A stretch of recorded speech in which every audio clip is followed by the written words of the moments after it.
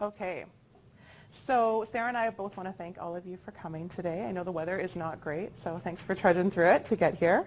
And as Pat mentioned, we did complete these studies as a part of our doctoral studies here at UBC.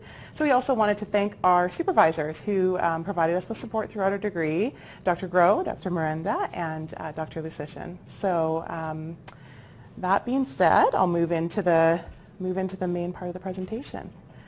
So as you know, the focus of our presentation today is preference in children with ASD. So we're going to start with a little introduction to preference. We'll talk about why it's important to consider children's preferences and some methods for evaluating preference. And then we'll present two studies to you. The first will be my dissertation, in which I evaluated children's preferences for instructional strategies during skill acquisition procedures. And then Sarah will present the results of her study, which was focused on increasing preference for social interactions in children with ASD. And we'll wind up with a discussion talking about some of the clinical implications and directions for future research. And as Pat mentioned, there's a couple of nice natural stopping points where we'll pause to see if anybody has questions, so just save them up for then. So by way of introduction to preference, I'd like you to just take a quick look at this slide and imagine in a wonderful world, you have 2 hours of unexpected free time in your day, and you can choose any one of these 3 activities. So you can choose to take a nap, you can go to a movie, or you can go for a walk, get outside and go for a walk. So if you can just take a minute and think about which of these options you would choose, and either write that down or just keep it in mind.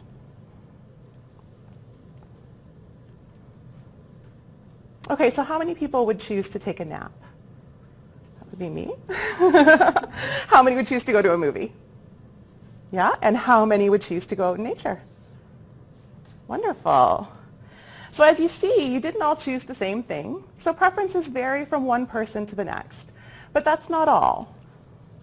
So let's look at those 3 options again, except now there's a 4th option. The 4th option is you can choose to do any other activity of your choice.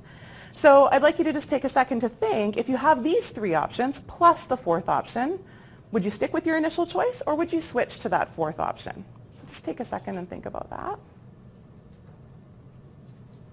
So how many people would stick with their original choice? Okay, and how many of you would switch your choice to that other option? Okay.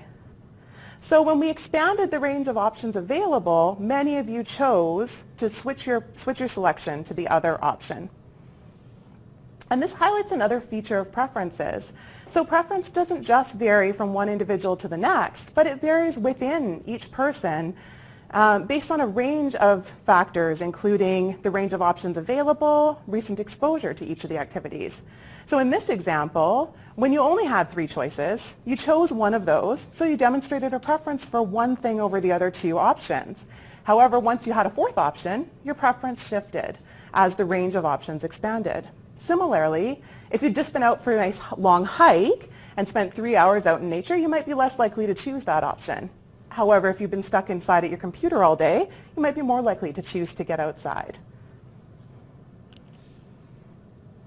So the next question is then, why is it important to evaluate preference in the context of ASD intervention? Well, a major focus of intervention for individuals with ASD is teaching new skills. And across the lifespan, teaching everything from learning to speak and play with toys appropriately to brushing their teeth and remaining on task during a class assignment involves increasing behavior. In fact, even when we're working to decrease problem behaviors or challenging behaviors, we're usually also concurrently working to increase appropriate alternative behaviors. So because reinforcement is the process that produces increases in behavior, it's a key process in ASD intervention. But reinforcement is only as effective as the reinforcers or the rewards that we have to use. So because we know preferences vary from one person to the next, that they vary from moment to moment, even for a given individual, effective methods for identifying reinforcers and for establishing new reinforcers are a critical component of intervention for children with ASD. So there's 3 general categories of methods we might use in practice to identify preferred items or to get information about a client's preferences. Indirect methods are used to gather information from people who are familiar with the client and identify some items that might be appropriate to include in a later preference assessment. Structured preference assessments involve presenting materials in a systematic way and identifying a hierarchy of items that we know the client actually prefers. And reinforcer assessments involve directly assessing not just whether the child prefers those items, but whether those items actually produce increases in behavior when they're presented following student responses. I'm just going to focus on the indirect and structured methods today because we don't have time to go into a great detail, but I'll give you some resources shortly if you're interested in learning more about preference assessments in general. So this is one example of an indirect assessment. It's the reinforcer assessment for individuals with severe disabilities. This is an interview-based assessment in which a clinician asks a series of questions to a parent, a caregiver, a teacher, someone familiar with the client about their preferences. And so often, indirect assessments like this one are used to gather information about what types of things a child might like that can be included in a structured preference assessment. Particularly when we're just getting to know a student. If I've just met a student, I have no idea what types of things they might even like that might even be appropriate to include into the assessment. And structured preference assessments are a little bit different because they provide us with information about what items, foods, or activities someone actually prefers. Conducting structured preference assessments involves presenting stimuli in a systematic manner and observing how often the person selects a given item or how much time they spend engaged with that item during the assessment. So that being said, there's two different categories of preference assessments: selection or engagement-based assessments, and selection or approach-based assessments, and then engagement or duration-based assessments. In the first category of assessments, selection or approach-based assessments, materials are systematically presented in pairs or in an array, and then we measure how often a child selects those items. So for example, in a paired stimulus preference assessment, which is a commonly used approach-based assessment, we would still present two items, ask the child to choose one of the two items, give them a little bit of time to access it, and then move on to the next trial. And every item in the assessment would be presented against every other item at least one time, and then we just total up how many times each item was selected. And it would produce a nice hierarchy ranging from the items on this end that were selected frequently all the way down to the items that were selected infrequently or not at all. Engagement-based preference assessments are a little bit different because we would present a single item or multiple items and simply observe how much time or the duration of time that a client spends engaged with those items. So the assessments I just discussed typically involve presenting the actual items or activities or foods on in a tabletop format. Often, however, we're interested in assessing clients' preferences for things we can't easily present on a table. So modifications can be made to the existing preference assessments to accommodate the characteristics of the stimuli that are under assessment. So for example, picture-based assessments in which children are asked to select from amongst pictures rather than the actual items might be helpful when assessing larger items, such as riding a scooter, going on the swings, jumping on a trampoline. We can't put those things on a table, but we can present pictures and let the children choose amongst them. And video-based preference assessments may be helpful when assessing preference for protracted activities that involve more action or more activity, such as social interactions, locations, or other activities out in the community. And finally, a concurrent chains assessment allows us to evaluate a client's preference for different instructional strategies or interventions. So I'll tell you a little bit about that now, but I'll go into it in more detail when I talk about it in my study, because that's what I did in my study. So a concurrent chains assessment generally involves exposing the client to two or more different treatment conditions, and then providing them with an opportunity to select amongst those conditions and choose what condition they're going to experience in the upcoming session. So as you can see, there's a range of methods we can use to evaluate preference. I'm going to touch on a couple of the considerations when selecting preference assessments, and then I'm going to give you some resources, as I mentioned earlier, so that you can look into it in more detail if you're interested. So first, indirect assessments are an efficient method for gaining valuable information from a variety of people in a fairly quick, short period of time about a client's preferences. However, indirect assessments involve asking other people about the client's preferences. So those structured preference assessments may take a little bit more time. They allow practitioners to directly assess a client's preferences. So for this reason, indirect methods are often used to gather information about what types of things can be included in a later preference assessment. So then within the context of structured preference assessments, there's a huge range of assessments that can be used. And when selecting a structured preference assessment, clinicians consider the indications and contraindications of each of the types of assessments, client characteristics, characteristics of the types of materials we're assessing, and the assessment setting and the resources available. So for example, if a client has a history of tangibly maintained problem behavior, meaning that they engage in problem behavior when items are removed or to gain access to preferred items, an approach-based or selection-based assessment, such as the paired stimulus assessment, would be contraindicated because it may increase the likelihood of problem behavior.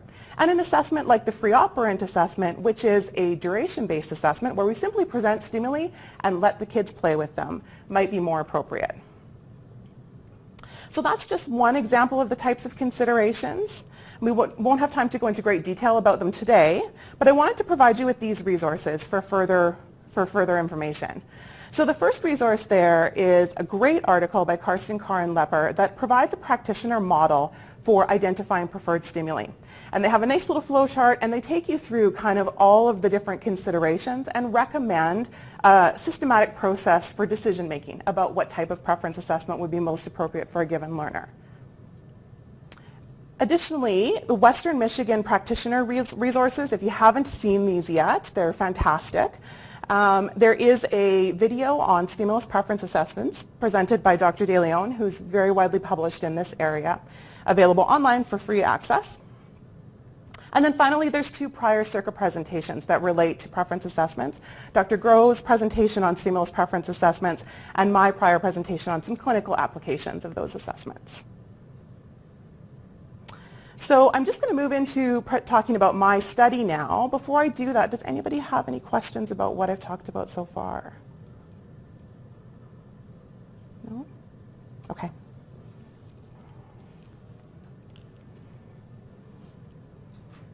So as I mentioned, I use a concurrent chains assessment to evaluate clients' preferences for 3 different conditions or teaching strategies in skill acquisition. So we know that skill acquisition procedures based on the principles of learning are effective for teaching new skills to children with ASD. We know less, however, about the children's preferences for those procedures. There have been some evaluations of children's preferences for skill acquisition procedures. Evaluations of components such as the instructional format, prompting strategies, error correction procedures, and reinforcer magnitude. However, though reinforcement is the key process involved in teaching new skills, no study has yet evaluated preference for reinforcement contingencies during skill acquisition. 2 reinforcement contingencies that clinicians might use during skill acquisition are differential reinforcement and non-differential reinforcement. During skill acquisition programs, differential reinforcement involves delivering reinforcers of a higher quality, a greater magnitude, or on a denser schedule following independent correct responses, and lower quality, lesser magnitude, or on a thinner schedule following prompted correct responses. So for example, a therapist might deliver praise and an edible reinforcer following an independent correct response, and praise only following a prompted correct response. Frequently, however, learners don't emit independent correct responses early on in instruction. So non-differential reinforcement, where a therapist would deliver reinforcers of the same quality, magnitude, and schedule following both independent and prompted correct responses, may help establish early responding. So evaluations to date of differential and non-differential reinforcement have generally yielded idiosyncratic results. So for example, Boudreau et al. Compared 2 types of differential reinforcement with non-differential reinforcement. And the authors found that though all conditions produced increases in independent correct responses, a different condition was most efficient for each participant. So when 2 or more instructional strategies are similarly effective and efficient, preference might inform clinical decision making. So given that both differential and non-differential reinforcement have produced skill acquisition at least some of the time, an evaluation of children's preferences for those reinforcement contingencies may be warranted. So the purpose of my study was to evaluate participants' preferences for 3 reinforcement contingencies during skill acquisition, and to evaluate the relative effectiveness and efficiency of those procedures for teaching new skills. 2 males diagnosed with ASD participated in the study, and all sessions took place in a room in the participant's home. I conducted several pre-experimental assessments. First, I used the behavioral language assessment form to obtain information about the participants' current verbal repertoires and to identify targets for instruction. Then I interviewed caregivers using the questions about behavioral function interview to identify any potential barriers to instruction. I conducted preference assessments to identify preferred edibles and used a series of reinforcer assessment sessions to verify the reinforcer effects of the top 5 edibles from the preference assessments. And finally, at the beginning of every session block, I conducted a brief preference assessment to select the reinforcers I'd use for that set of sessions. I conducted a preference assessment to identify low preference activities for use during breaks from instruction. And finally, I evaluated the participants' preference for 8 colors, and I selected 3 colors of similar and moderate preference and assigned 1 to each of the experimental conditions. And that's related to the concurrent chains assessment, which I'll talk a little bit more about. I conducted sessions 3 to 6 days per week, and there were 2 types of sessions. For each evaluation, I interspersed preference probes, which is 1 type of sessions, with instructional sessions, such that 6 instructional sessions were followed by 1 preference probe, where I evaluated their preference for the contingencies. I used an adapted alternating treatments design embedded within a concurrent multiple probe design to evaluate the relative effectiveness and efficiency of the reinforcement contingencies. So during instructional sessions, observers collected data on independent and prompted correct responses and calculated the percentage of independent correct responses, as well as the number of sessions required to meet the mastery criterion for each condition. Observers also collected data on the session duration and calculated the total teaching time per condition and the average teaching time per target. During preference probes, observers recorded whether the participant selected the color card corresponding to the differential or non-differential reinforcement condition or the extinction condition, and calculated the cumulative number of selections for each experimental condition. I evaluated IOA and treatment fidelity for all conditions, and all results were high. So I taught 3 skills to each participant, and each one of those skills was taught in a separate evaluation, arranged in the order of the multiple probe design. And I counterbalanced the order that the skills were taught. So for one participant, they learned skill 1, 2, 3. The next participant, it was skill 3, 2, 1, and so on, so that it was counterbalanced. So I'll briefly show you what those skills looked like. The first skill, tacting periodic table elements, tacting or labeling periodic table elements, involved the experimenter presenting the element symbol on a card and the participant responding by saying the name of the element. The national animals evaluation involved the experimenter presenting a vocal antecedent like Thailand's animal is a, and the participant responding with the name of the animal for that country. And finally, tacting or labeling state map outlines involved presenting a state map outline and the participant responding with the name of the state map. I learned many of these as the participants learned them. I was surprised how many of them I'd forgotten already when I went back to prepare for this presentation. So 1 training set was assigned to each condition for both the preference evaluation and the treatment evaluation. And training sets were equated for difficulty within each evaluation to increase the likelihood that differentiated results could be attributed to the conditions themselves and not differences in the difficulty of the training sets. So for example, if the training set for differential reinforcement was more difficult than the one for non-differential reinforcement, if I wasn't confident that they were of similar difficulty, it might be the case that non-differential reinforcement appeared more effective because the training set was an easier training set. So that's why that's important. So during baseline sessions, the experimenter presented a discriminative stimulus, or which is the instruction or question, and provided 5 seconds for the participant to respond. In all conditions, the experimenter presented a discriminative stimulus and implemented a 5-second constant prompt delay. During teaching sessions, the experimenter wore a shirt and placed a poster board on the table in the color that corresponded to that experimental condition. This will all make a little more sense when we get to, we're going to be looking at some videos of each of the conditions, so you'll get a better idea of what it looked like. So during differential reinforcement by schedule, edible reinforcers and praise were delivered following independent correct responses only. And so the video I'm going to show you next is of the differential reinforcement by schedule.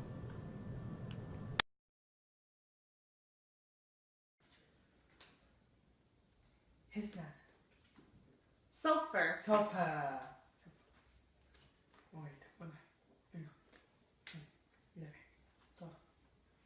10. That's right, 10. Fantastic. There you go. Very nice.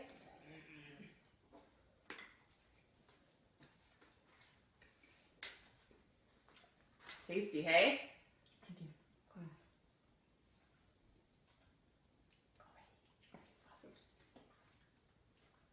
Lanthanum. Lanthanum. Amazing. You got it. There you go. Very cool.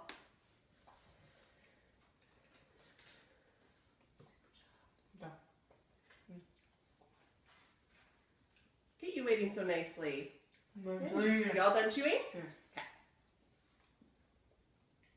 Growing. Cobalt. Cobalt.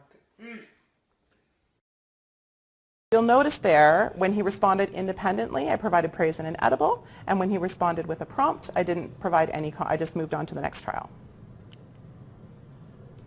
So for differential reinforcement by quality, which was only implemented for Jeffrey, who's the boy you saw in the last video, edible reinforcers and praise were delivered following independent correct responses, and praise only was delivered following prompted correct responses.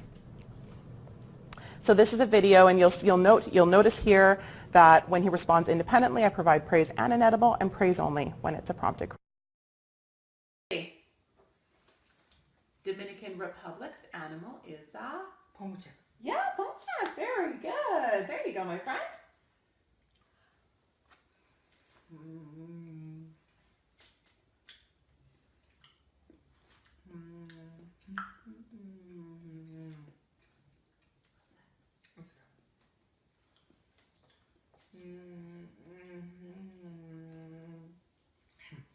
Okay, look in here. Serbia's animal is a... Pomchak. Serbia's animal is a wolf. That's it, wolf. Cool beans. Okay, look in here. Iran's animal is a... Crocodile. That's it, crocodile. Fantastic.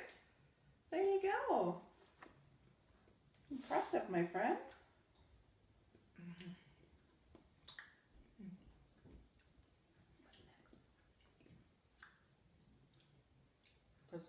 That's what you got? Okay. Okay. Bolivia's animal is a... Tapir. Bolivia's animal is a... Alpaca. Alpaca. That's it, alpaca. So during non-differential reinforcement, edible reinforcers and praise were delivered following both independent and prompted correct responses. So this video, you'll see that regardless of whether there's a prompt or whether it's independent, I deliver both praise and the edible. Sure. Indiana. Wyoming. Wyoming. Yeah, Wyoming. That's it. Very good.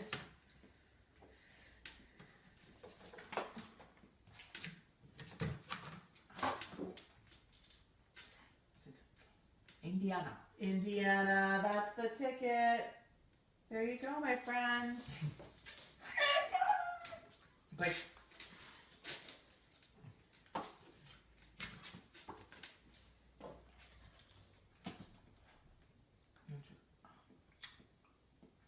Okay. Indiana. Connecticut. Connecticut. Yeah, Connecticut. Very good. There you go. Sausage next? Sure. One more go, my friend. Connecticut.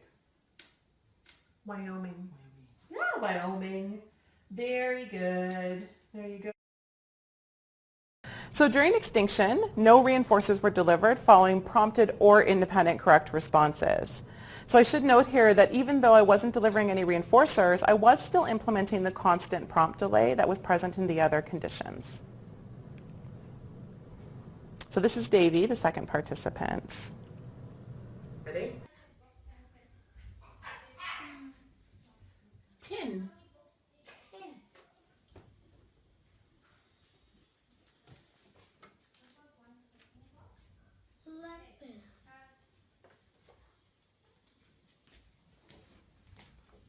You're sitting really nicely. Cobalt. But even though he responded correctly and independently on 2 of the trials, I didn't deliver any reinforcers. Okay, so I used a concurrent chains assessment to evaluate preference for the reinforcement contingencies. So during preference probes, the experimenter presented rules about each of the contingencies. So for example, this is red. In red, you only get treats if you get it right by yourself. This is green. In green, you don't get any treats. This is yellow, or that's reversed from what's here, but this is green. You get treats if you get it right by yourself and if I help you, and so on. So the experimenter presented rules about the contingencies, placed 3 color cards on the table, and said pick one. And once the participant selected a color card that corresponded to one of the reinforcement contingencies, we immediately implemented a teaching session using that reinforcement contingency. So in this example, if the participant selected the red card, we would have implemented a differential reinforcement condition. A green card would have resulted in non-differential reinforcement, and so on. Due to unexpected findings, I modified the preference evaluation procedure for Jeffrey during the second evaluation. In the modified procedure, after describing each of the conditions, the experimenter simply said, what color do you want to do? And Jeffrey responded with the name of one of the colors for the conditions. And once he responded, we then implemented a training session for that condition. Follow-up probes were conducted 3 weeks after each condition met the mastery criterion, and procedures were identical to baseline. So we're going to move into the results now. We'll start with Jeffrey's results, and then we'll move into Davy's results. And for Jeffrey, we're going to start with the preference evaluation results. All of the preference evaluation graphs for both participants are set up in the same manner, with cumulative number of selections, so the number of times they selected that condition along the y-axis, and selection opportunities along the x-axis. So during the first evaluation, Jeffrey's responding was undifferentiated.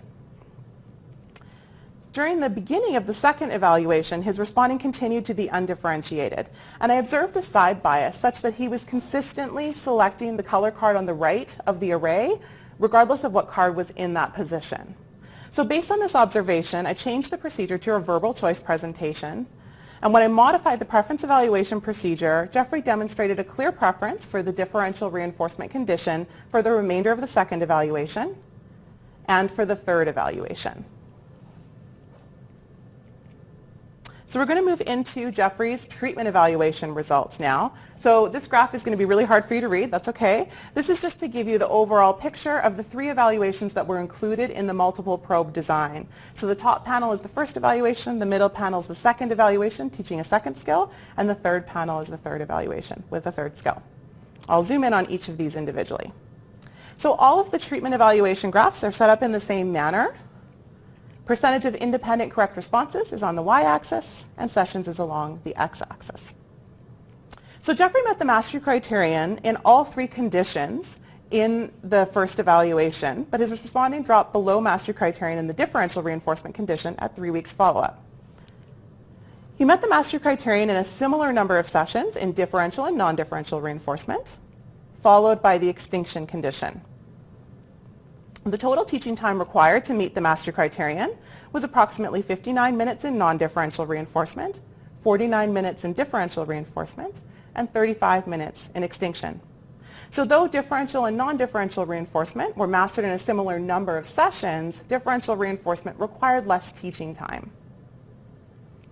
You're probably all wondering about the Extinction acquisition. We will talk about that. You can see the eyes like, are you sure?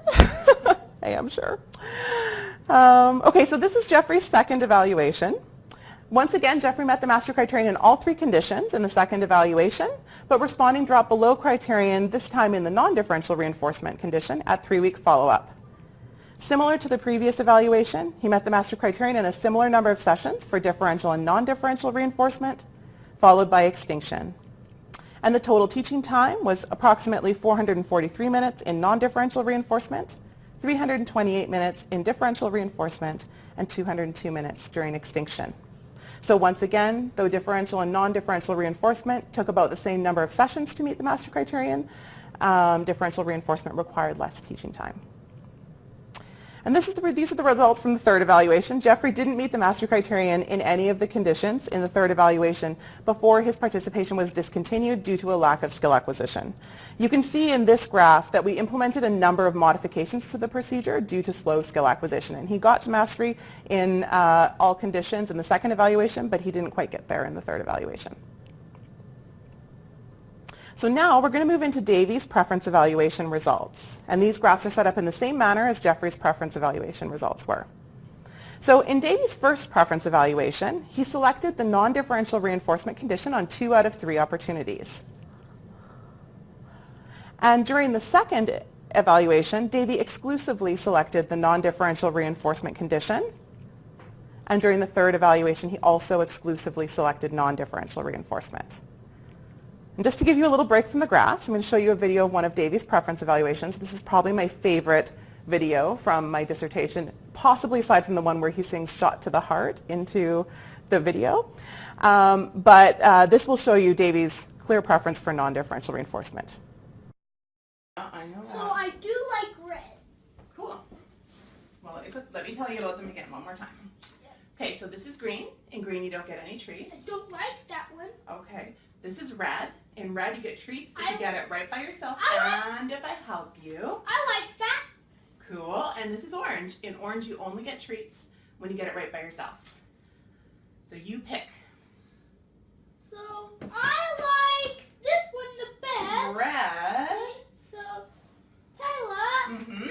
I like red the best. All right, that's what we'll do then. Because I get treats if I get it right by myself. And if you help me. Yeah. Okay. I just gotta gave get the everything kiss. ready. You gave it a kiss, did you? Yeah. Okay. Kissing the card. It's no fool. Yeah, no, definitely not. Okay, so we're going to move into Davy's treatment evaluation results now. So once again, this shows you all 3 evaluations that were conducted with him, and we'll zoom in on each of these evaluations individually. So these graphs are set up in the same manner as Jeffrey's. These are the results for Davy's first evaluation. So Davy only met the mastery criterion during non-differential reinforcement, but responding dropped below criterion at 3-week follow-up. And the total teaching time to meet the mastery criterion in non-differential reinforcement was approximately 58 minutes. And these are the results from Davy's second evaluation. So Davy didn't meet the mastery criterion in any condition in the second evaluation. However, the percentage of independent correct responses was consistently higher in differential reinforcement than it was in non-differential reinforcement or extinction. And these are the results from Davy's third evaluation. He didn't meet the mastery criterion in any condition in the third evaluation because his participation in the study was discontinued due to the occurrence of interfering problem behavior. And that occurred across all 3 panels. He hadn't finished any panel at the point that we discontinued participation. So because we had to discontinue his participation early due to the occurrence of problem behavior, I did a trial-by-trial analysis of the occurrence of problem behavior and calculated the percentage of trials that contained problem behavior for all of the conditions. And I found that across all 3 evaluations, non-differential reinforcement produced the lowest average percentages of trials containing problem behavior, and that in the extinction condition, in 2 of the 3 evaluations, extinction produced the highest average percentages of trials containing problem behavior. So one purpose of my study was to evaluate the participants' preferences for the reinforcement contingencies. And there's 3 key findings related to preference. So first, both participants demonstrated a clear preference for one reinforcement contingency over the other. Second, in 3 of the 4 evaluations, the most effective procedure was also the most preferred procedure. And correspondence between preference and effectiveness is important because a preference is unlikely to influence treatment selection if a procedure is ineffective. And finally, both participants' preferences remain stable across 2 or more evaluations. When a participant demonstrates stable preferences across multiple evaluations, it might be the case that they have a general preference for one instructional strategy over the other, regardless of the skill it's being taught. So for example, Jeffrey may just prefer differential reinforcement whenever we're teaching anything, as opposed to just for those specific skills. So in the future, researchers should look at evaluating whether the results from a small number of preference evaluations can predict preference across multiple evaluations and multiple skills. So the second purpose of the study was to evaluate the effectiveness and efficiency of the reinforcement contingencies in teaching new skills. So for Jeffrey, all 3 conditions were effective for teaching new skills. Non-differential and differential reinforcement produced mastery in a similar number of sessions, but differential reinforcement required less teaching time. And this parallels the results of prior research where both reinforcement contingencies produced skill acquisition, but one was more efficient than the others. For Davy, a different reinforcement contingency was most effective during each evaluation. So overall, the results from this study parallel those from prior studies in that differential and non-differential reinforcement yielded participant-specific results. So the skill acquisition we observed in Extinction was unexpected. It's possible that the constant prompt delay that was present in the extinction condition, as it was in all of the other conditions, may account for the skill acquisition we observed in at least 2 ways. So first, Jeffrey and Davy had both received intensive behavioral intervention for a number of years before participating in the study. And so they had extensive histories of reinforcement for compliance with adult instructions. So it's possible that compliance with adult instructions alone functioned as a reinforcer. Additionally, avoidance of the prompt may have functioned as a negative reinforcer and may account for the increases in independent correct responses during extinction. So the study had 2 key limitations. First, the modified preference evaluation procedure required Jeffrey to verbally report his preferences, and verbal reports of preference can be less reliable than selection responses. However, before I modified the preference evaluation procedure, his responding was undifferentiated, and he demonstrated a clear preference for differential reinforcement once the change was made. Additionally, Jeffrey selected the extinction condition on a number of occasions before the procedure was changed. And after we implemented the modified preference evaluation procedure, he never selected the extinction condition. A second limitation is that I discontinued participation for both participants before any clear skill acquisition was observed in that final evaluation, the final skill. However, though the skill acquisition results were incomplete, the results from the preference evaluations for the 3rd evaluation replicated the findings from the 2nd evaluation for Jeffrey and from the 1st and 2nd evaluation for Davy. So, in conclusion, the study contributed to the existing literature in at least 3 ways. First, it was the first study to evaluate learners' preferences for reinforcement contingencies during skill acquisition. Second, the reinforcement contingency was the only variable manipulated because prompting was held constant across all 3 conditions. And that maybe have some account for why we saw some skill acquisition in extinction. And finally, I attempted to replicate the findings across at least 2 evaluations for each participant. And the results from the preference evaluations were consistent across 2 evaluations for Jeffrey and 3 evaluations for Davy. Okay, so that is it for my portion of the presentation. Thank you. Does anybody have any questions about my study before we move on to Sarah's? Not that you can't ask questions at the end, but if there's something on your mind right this minute, I'm happy to answer any questions. Yeah. So Jeffrey would much prefer being, so like if he gets it wrong, he doesn't get the treat, right? And he, reinforcement condition. right, so Yeah. why do you think the kid would choose that when like David wants a free-for-all for everything? So Yeah. why would Jeffrey choose the not so easy way? You know what I'm saying? Like, Yeah, I do know what yes. you're saying. Yeah, it's a little bit, why would he prefer differential reinforcement? Well, I think there's a couple of potential explanations. One is that the differential reinforcement condition provides very clear feedback about correct and incorrect responses. In non-differential reinforcement, the feedback is the same regardless of whether it's a prompted or independent response.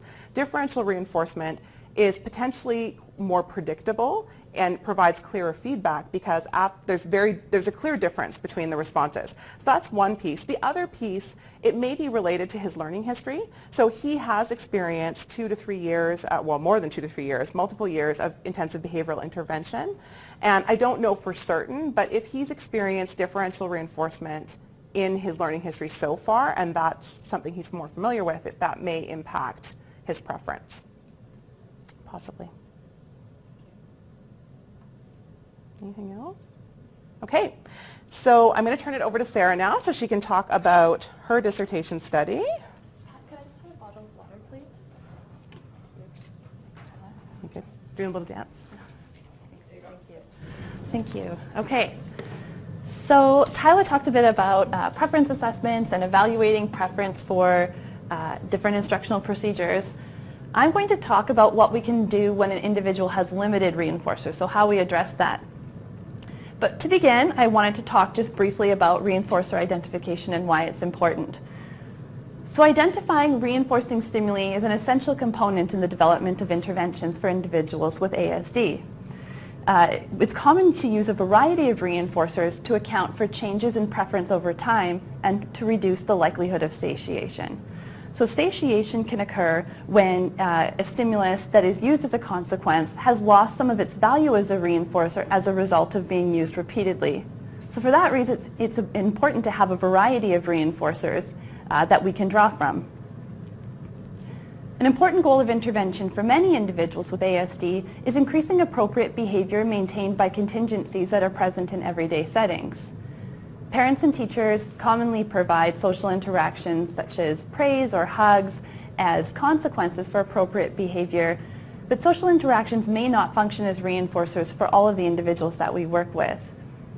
So given how commonly social interactions are used and how commonly they occur in everyday settings, it's important to develop procedures that can increase the value of those interactions when they don't yet function as reinforcers. Conditioning procedures can be used to do that. They can be used to increase the stimuli, the variety of stimuli that function as reinforcers when an individual has limited reinforcers. Conditioning procedures are broadly classified as respondent or operant conditioning. In a nutshell, respondent conditioning refers to procedures in which responses are elicited by antecedent stimuli, and in operant conditioning, responses occur because reinforcement has followed those responses in the past. Stimulus-stimulus pairing is a behavioral intervention based on respondent conditioning preparations. It usually involves 3 steps. First, a hypothesized neutral stimulus is tested for reinforcer effects.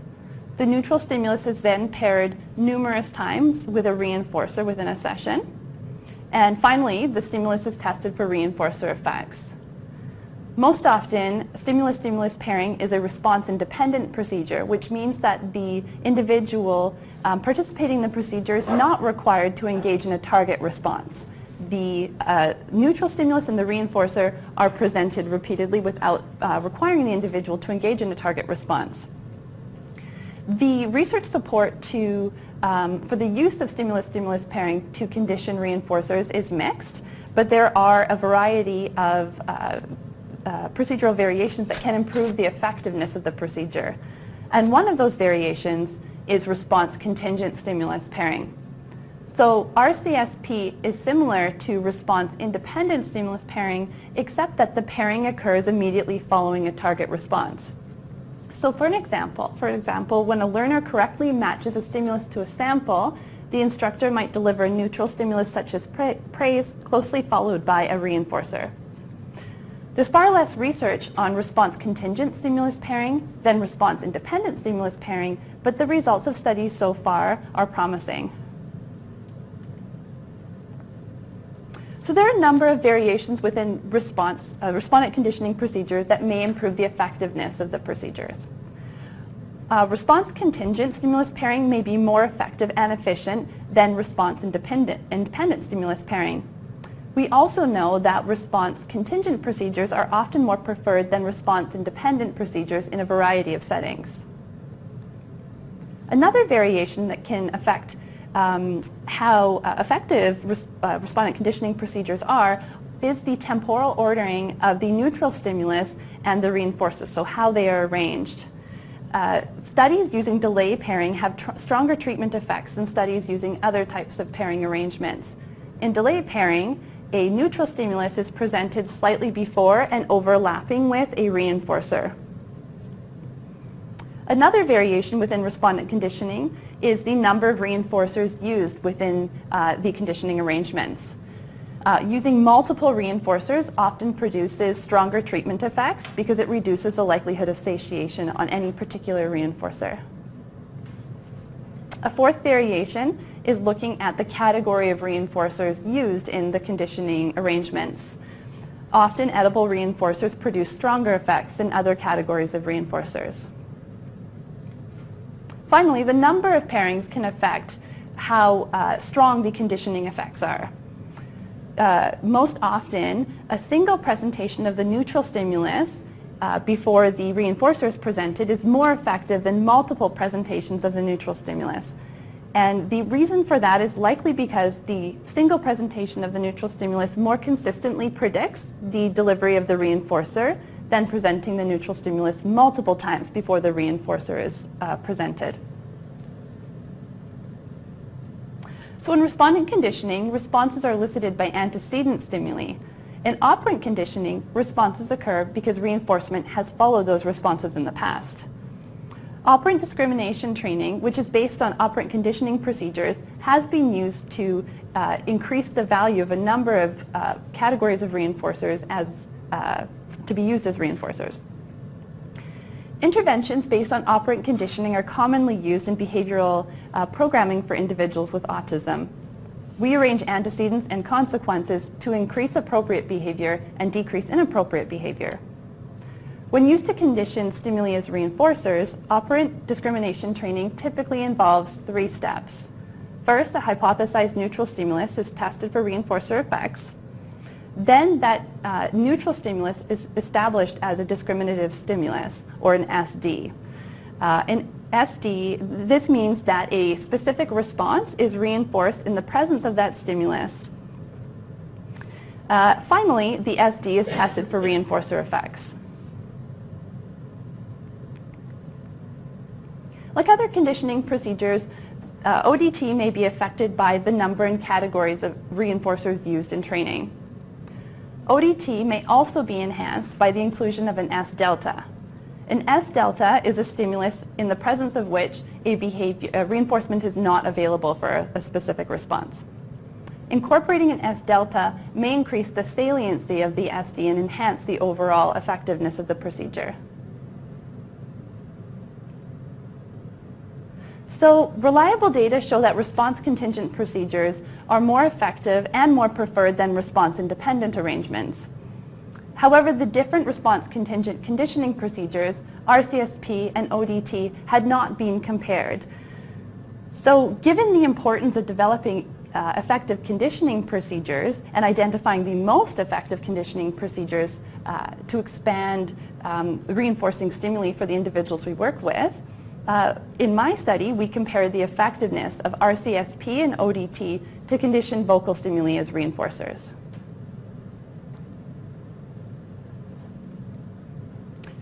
So 5 individuals diagnosed with autism participated in the study, and we conducted the sessions in a variety of locations. We used an adapted alternating treatments design to evaluate the relative effectiveness of RCSP and ODT on vocal stimuli. We equated 4 vocal stimuli and assigned 1 stimulus to each of the 4 experimental conditions. As you'll see in the videos, the vocal stimuli that we selected were nonsense words, and we chose nonsense words to decrease the likelihood that the participants had any previous learning history with the stimuli selected. And then because the different procedures each required different amounts of time to implement, we equated session length to reduce the possibility that differences in session length could affect the treatment outcomes. So the dependent variables differed across experimental conditions. That we measured the percentage of trials with a target response in baseline RCSP and ODT. We measured session duration, response frequency, and rate of responding during reinforcer probes. And then we also measured the number of sessions to mastery. We conducted 4 pre-experimental assessments.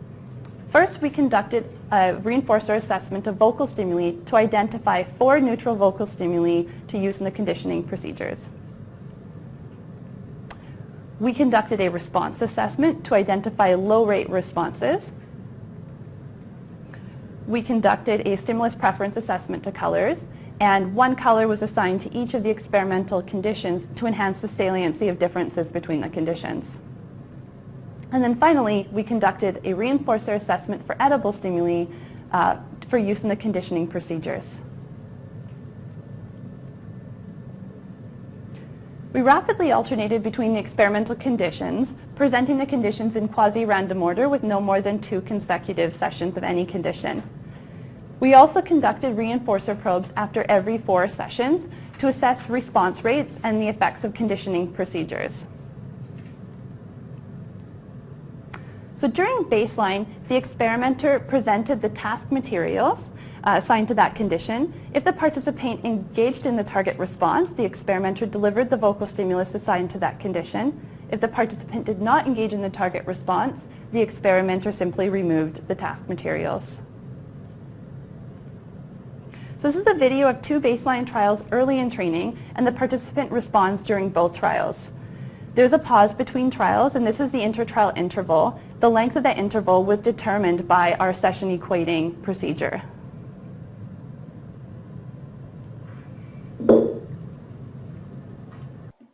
Claptrap.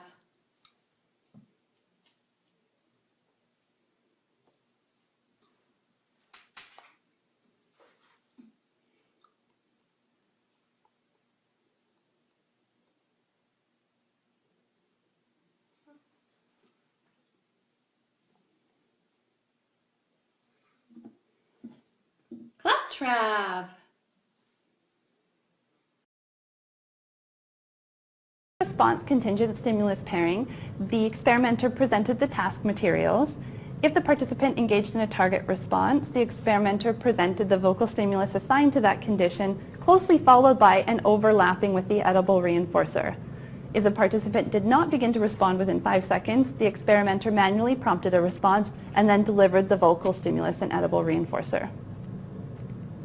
And this is a video with 2 trials of an RCSP session.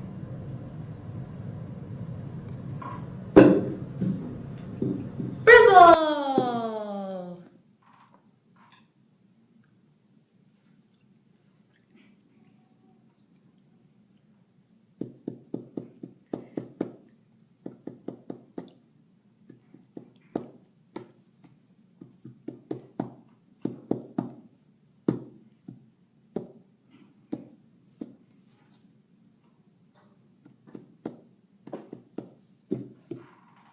Fribble. So operant discrimination training sessions consisted of 10 trials, 5 SD trials and 5 S delta trials presented in quasi-random order with no more than 2 consecutive trials of either stimulus. During SD trials, the experimenter presented the stimulus assigned as the SD, closely followed by response materials. If the participant engaged in the target response, the experimenter delivered the edible reinforcer. If the participant did not engage in the target response, the experimenter prompted a response and then delivered the edible reinforcer. During S-delta trials, the experimenter presented the stimulus assigned as the S-delta, followed by response materials, and if the participant attempted a response, the experimenter manually blocked a response and moved response materials. If no response occurred within 5 seconds, the materials were simply removed. So this video shows 4 trials. There's an SD, S delta, 2 S deltas, and then another SD. Ballyhoo! Oh, doodles! Oh, doodles! Oh, doodles! Oh, doodles! Fribble! Oh, doodles! Oh, doodles! Fribble!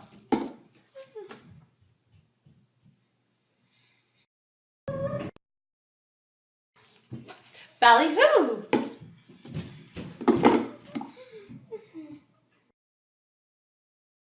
Discrimination. Discriminated responding had been achieved at that point. It was towards the end of training. However, due to undifferentiated responding, we implemented error corrections for 3 of our participants after session 68. So the video that you just saw occurred towards the end of training. It was far after session 68 when we had error correction already in effect for a number of sessions. The purpose of error correction was to decrease responding during baseline and S delta trials. And during error correction, if a participant attempted to respond during either a baseline or S delta trial, the experimenter manually prompted or blocked the response, removed response materials, and turned away from the participant for 5 seconds. Error correction continued until the participant stopped responding. So the other type of session we had was reinforcer probes. And the purpose of reinforcer probes was to test if each stimulus had been established as a reinforcer. A reinforcer probe was conducted after every 4 sessions for baseline, RCSP, and ODT conditions. During reinforcer probes, the experimenter presented task materials and simply said, do what you want, but stay at the table. If the participant engaged in the target response, the experimenter delivered the vocal stimulus that was being tested after each target response. We conducted generalization probes immediately after the final conditioning session to assess the effects of the conditioning procedures with an unfamiliar experimenter. And then we also conducted maintenance probes 1 week following the final conditioning session to assess the reinforcer effects, if any, over time. This is a video of a reinforcer probe session. Do what you want, but stay at the table. Schmicky!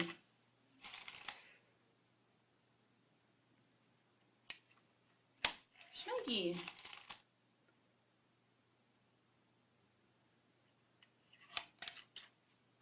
Schmiggy! Schmiggy! Okay, so today I'm going to show the results for 3 of our 5 participants.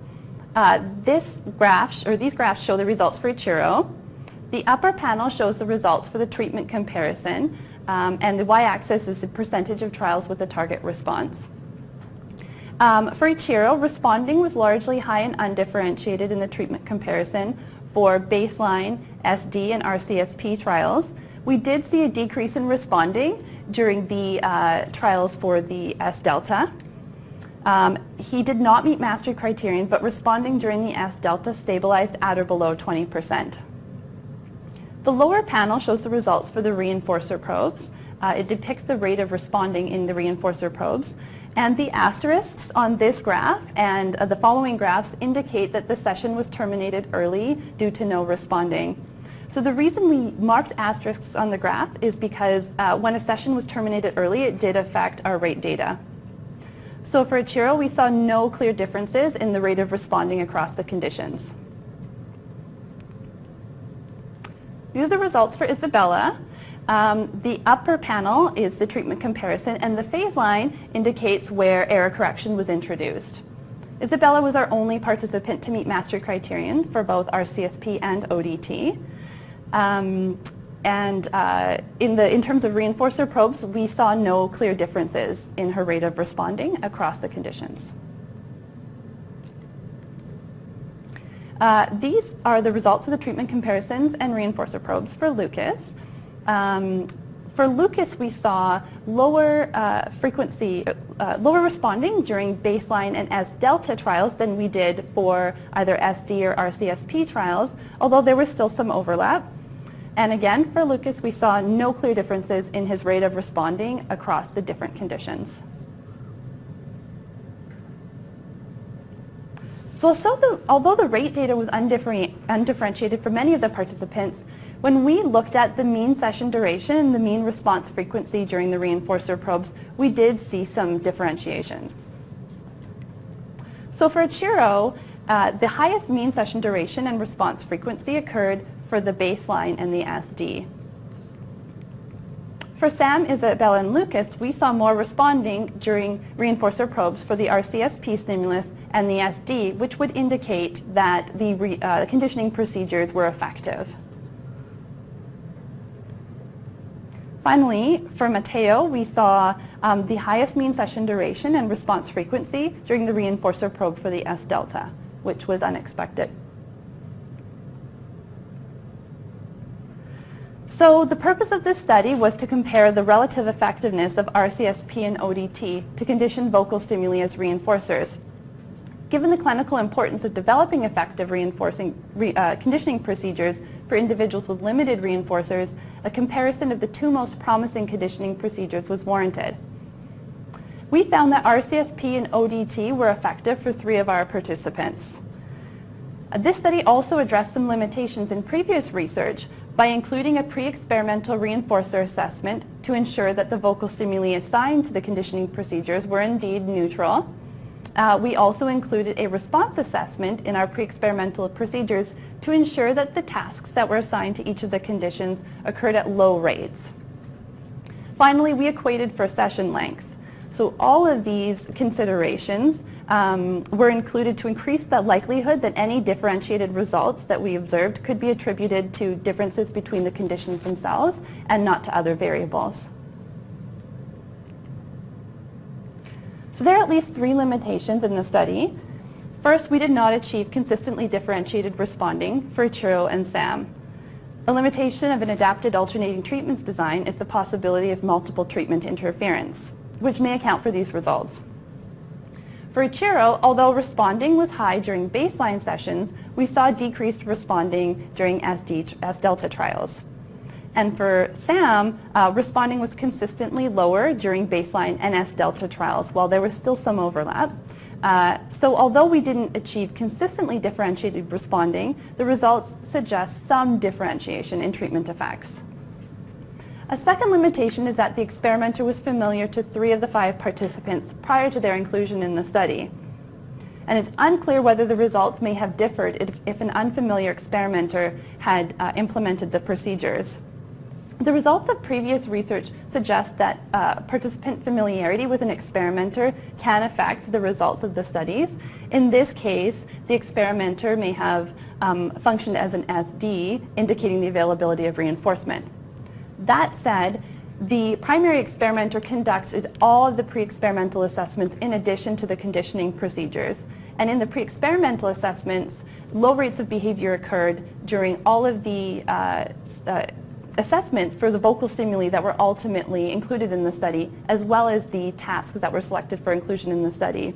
So these considerations reduce the likelihood that familiarity had an impact on these treatment outcomes. Finally, the experimenter was present during generalization probes.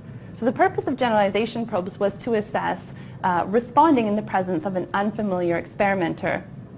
While the primary experimenter did not interact with the participants during generalization probes, her presence alone may have affected their responding. So moving forwards, it would be best for only an unfamiliar experimenter to be present during generalization probes.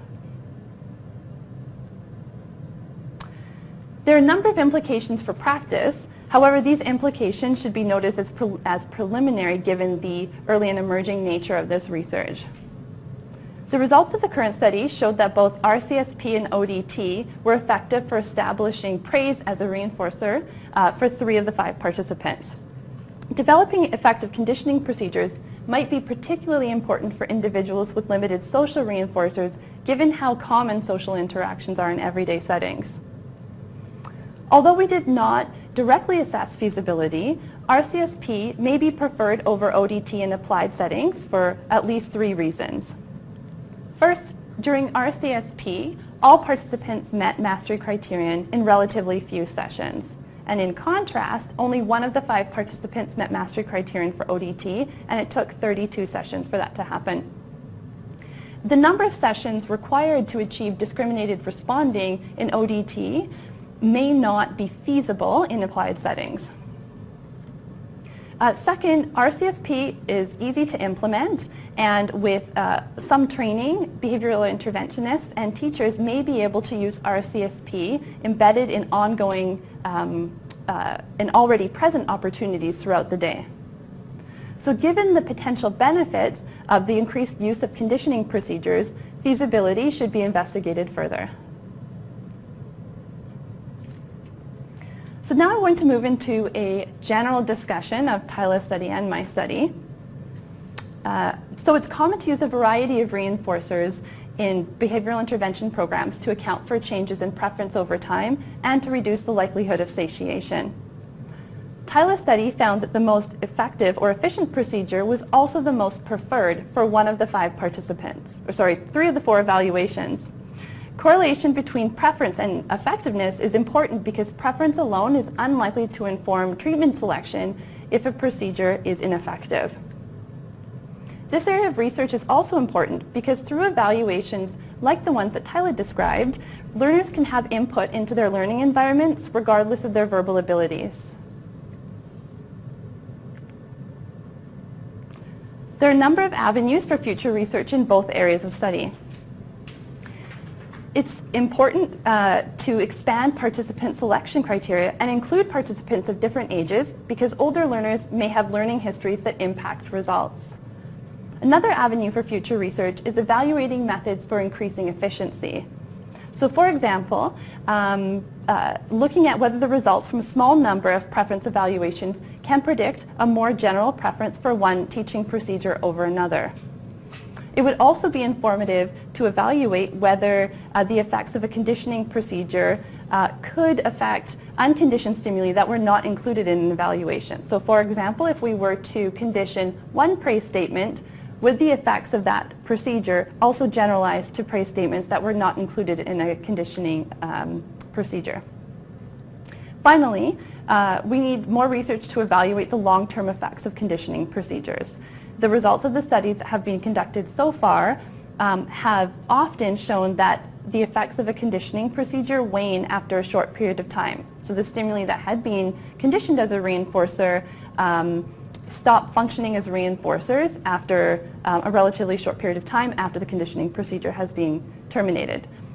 Given the effort that is often put into conditioning procedures, it would be ideal to develop ways of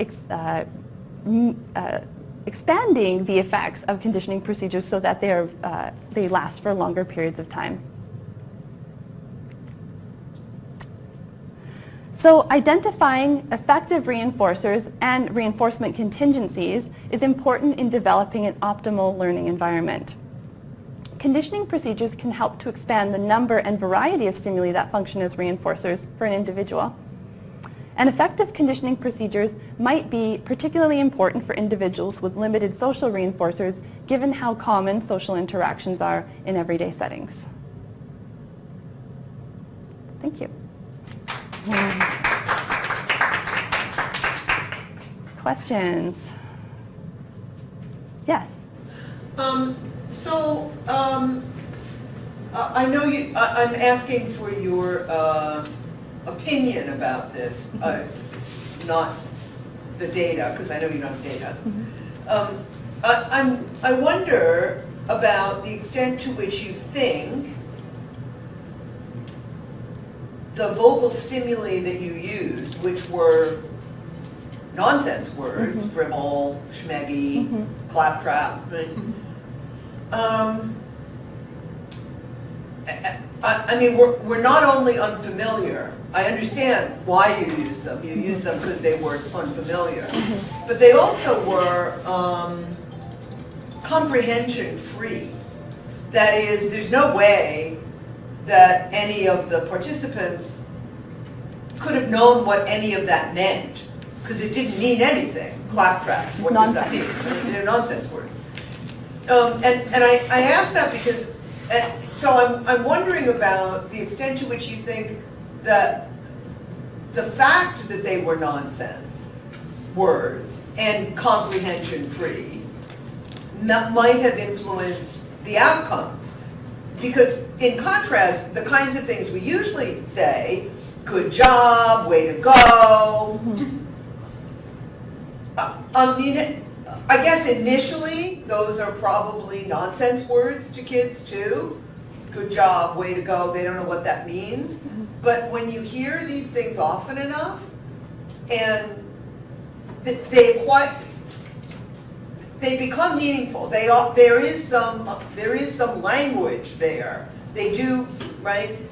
Now, you could make the case that claptrap could have become meaningful too, or fribble, or schmeggy, in the same way that good job becomes meaningful to a kid because he hears it often enough. But I wonder if that differentiation can account for some of your undifferentiated results. Certainly possible. There's no way of us knowing. No. But I think that it would be tricky to incorporate very commonly used praise statements in a study like this because they hear them all the time, and their learning history would definitely affect the outcomes, or could definitely affect the outcomes. So I worked with a learner that when I began working with him, he was 10, and he had a history with the term good job, and it actually functioned as a conditioned punisher because it had been associated with lots of work and an absence of reinforcement, and probably also associated with invasive prompting procedures based on the history that we had. So it would be difficult to determine and enough information about the learning histories associated with each phrase to be able to incorporate them at least into a dissertation study. No, I mean, I appreciate why you use the nonsense words, and I can't think of a good alternative to that wouldn't, right? But you do have to kind of wonder at the end of the day how much the nonsensical nature of that, contributed to. It's impossible to know, Sarah. Yeah, there's no way of knowing, I guess, or certainly I don't know. Yeah. How it contributed. The second question I would ask is you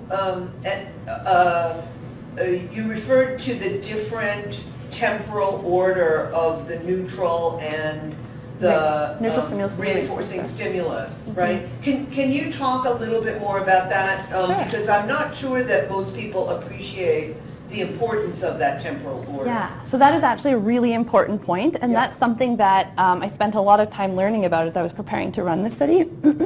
So there's actually, this goes into more basic literature, so if you're going to look at like the experimental analysis of behavior and some of the more basic literature on respondent conditioning, you can find information about that. So the temporal order does affect how likely it is that the neutral stimulus is going to acquire some reinforcing effects. So there are all different types of arrangements. They could be presented simultaneously, the neutral stimulus and the reinforcer. It could be slightly before with an overlap. It could be slightly before a delay, and then the presentation of the reinforcer. And basically, through a number of studies, they've determined that the most effective conditioning arrangement is to present the neutral stimulus slightly before and overlapping with the reinforcer. And in terms of practical applications, something that I started doing in my own practice immediately after learning about this was teaching the BIs that I work with to effectively implement delay pairing following correct responding. So if an individual's, a learner's reinforcement schedule was, say, praise and a token of praise, say praise and an edible reinforcer following a correct independent response, I simply taught my BIs to implement it so that the praise was delivered slightly before and overlapping with the delivery of the edible reinforcer, so that we could maximize the likelihood that conditioning was going to occur. We often tell our BIs, always pair praise with toys, pair praise with edible reinforcers, pair praise with everything that you do. But I think that a lot of those opportunities are less than ideal in terms of the way that they're arranged or they're ordered. So this is an easy fix or an easy thing that we can change in our instructional programming, is just teaching that the BIs that work with our students the most effective way of ordering those stimuli as consequences. Good job. Wait a second, and then give the answer. Actually, No. we don't want the delay. We don't want the delay between the delivery. So you would say, "Good job," and then deliver it. And a really small detail, if you want to get really technical, is making sure that the edible stimuli are not visible as you're delivering the praise statement. And the reason for that is if the edible stimuli are visible, the presence of the stimuli and looking at the food can actually mask or interfere with attending to the praise statement. So what it should look like ideally would be the edibles are hidden under the table. You say, "Good job," and you're presenting the edible as you're saying it. You begin saying "good job" or whatever the statement is slightly before you deliver the edible reinforcer. Small things, but they can make a big difference over time. Incrementalism. Thank you. Yes. I think that's a really important thing. I see people doing it backwards, actually. Yeah. Right? Food followed by praise, which is the worst way of doing it. Yeah, so the reason for that would be if your learner is already consuming an edible reinforcer, the likelihood that they're attending fully to your praise statement is really lowered. So we want to maximize that they're attending fully to the neutral stimulus, or in this case where the neutral stimulus might be the praise statement, although for many of our learners, praise may function as a conditioned reinforcer already. If it doesn't, making sure that it occurs, it's being delivered slightly before and overlapping with the edible reinforcer. Yeah. Any other questions? Do you have any tricks about expanding reinforcement choices? Any tricks or any research? Like how do you expand on that? I mean, there's a lot of different, there's a lot of research out there on how to do it. And just even within this presentation, there's a few different ways that we could do it. So RCSP could be incorporated into your sessions fairly easily. If there was a stimulus that you wanted to condition as a reinforcer, you could deliver it slightly before and overlapping with the delivery of a known reinforcer. So for example, say we wanted to expand the individual did not have a lot of activity reinforcers, and one of the things we selected as meaningful for that family was to have him or her play with cars. You might present the car and show different ways of using it slightly before and overlapping with the delivery of an edible reinforcer while they're still interacting with that item. So that is response contingent stimulus pairing. Operant discrimination training might be harder to do in an applied setting, but they're expanding the ways that it can be applied as well. And certainly I'd invite you to go through the references at the end of the presentation, because there's a lot of good information about research that has been conducted on using operant and conditioning procedures to expand social reinforcers as well.